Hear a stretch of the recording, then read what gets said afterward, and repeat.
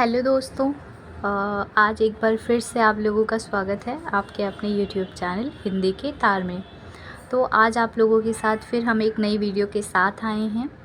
तो जैसा कि हमने अपनी लास्ट वीडियो में बताया था कि हमारी जो पत्रिकाएं हैं जिन पर परीक्षाओं में विशेष तौर पर टिप्पणी पूछी जाती है, उन पर हमारा एक सीक्वेंस तैयार होगा पार्ट वाइज। 5-6-7 पार्ट हमारे होने वाले हैं, तो जिनमें से हमारे 4 पार्ट हो चुके हैं और हमारा आखिरी पार्ट था भारत मित्र पत्रिका के ऊपर।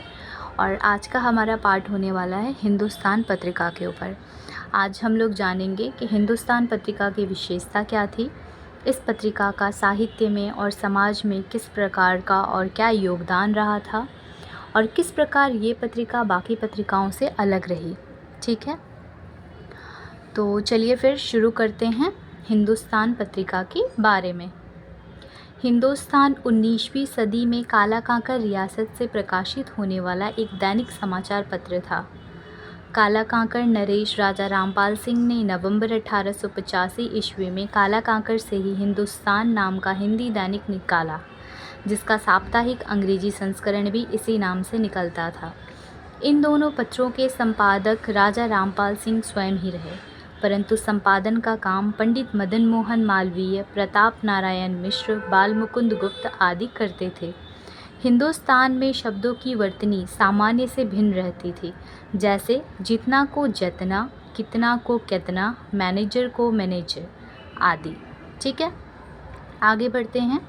हिंदुस्तान समेत उस दौर के अखबारों की पत्रकारिता का मूल स्वर राष्ट्रवाद ही था, जिसमें भारतीय समाज को जगाने और झकझोरने की शक्ति निहित थी। इस दौर के संपादकों ने अपनी लेखनी से जो इतिहास रचा, वह एक ऐसी प्रेरणा के रूप में सामने है कि आज की पत्रकारिता बहुत बौनी नज़र आती है। उस दौर के संपादक सिर्फ कलम घिसने वाले कलमकार नहीं, अपने समय के नायक और प्रवक्ता भी थे। समाज जीवन में उनकी उपस्थिति एक सार्थक हस्तक्षेप करती थी। मालवीय जी इसी दौर के नायक हैं। वे शिक्षाविद हैं, सामाजिक कार्यकर्ता हैं, स्वतंत्रता सेनानी हैं, श्रेष्ठ वक्ता हैं, लेखक हैं, कुशल पत्रकार और संपादक भी हैं।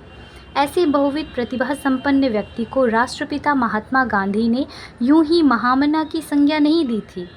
मालवीय जी की पत्रकारिता उनके जीवन का एक ऐसा उजला पक्ष है जिसकी चर्चा प्रायः नहीं हो पाती, क्योंकि उनके जीवन के अन्य स्वरूप इतने विराट हैं कि इस ओर आलोचकों का ध्यान नहीं जाता। किंतु उनकी यह संपादकीय प्रतिभा भी साधारण नहीं थी। हिंदुस्तान जैसे अखबार में मालवीय जी ने काफ़ी कुछ प्रयोग किए। देश के अत्यंत महत्वपूर्ण अखबार हिंदुस्तान का संपादक होने के नाते उन्होंने जो काम किए वे आज भी प्रेरणा का कारण हैं। हिंदुस्तान एक ऐसा पत्र था जिसकी शुरुआत लंदन से राजा रामपाल सिंह ने की थी। वे बेहद स्वतंत्र चेता और अपनी ही तरह के इंसान थे। लंदन में रहते हुए भी उन्होंने भारतीयों की समस्याओं की ओर अंग्रेजी सरकारों का ध्यानाकर्षण करने के लिए इस पत्र की शुरुआत की। साथ ही यह पत्र प्रवासी भारतीयों में राष्ट्रीय चेतना भरने का काम भी कर रहा था। कुछ समय बाद राजा रामपाल सिंह स्वयं काला कांकर आकर रहने लगे और हिंदुस्तान का प्रकाशन भी काला कांकर से होने लगा।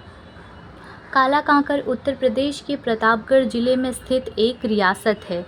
यहाँ हनुमत प्रेस की स्थापना करके राजा साहब ने इस पत्र का प्रकाशन जारी रखा। मालवीय जी के कुशल संपादन में हिंदुस्तान राष्ट्र की वाणी बन गई। इस पत्र ने जनमानस को जागृत करने का कार्य किया और उन्हें स्वतंत्रता संग्राम के लिए प्रेरित किया। मालवीय जी ने ही पहली बार इस पत्र के माध्यम से लेखकों के पारिश्रमिक के सवाल को उठाया।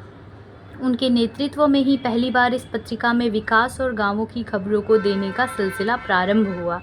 गांवों की खबरों और विकास के सवालों पर मालवीय जी स्वयं सप्ताह में एक लेख ज़रूर लिखते थे, जिसमें ग्राम्य जीवन की समस्याओं का उल्लेख होता था। गांवों के माध्यम से ही राष्ट्र को खड़ा किया जा सकता है, इस सिद्धांत में उनकी आस्था थी।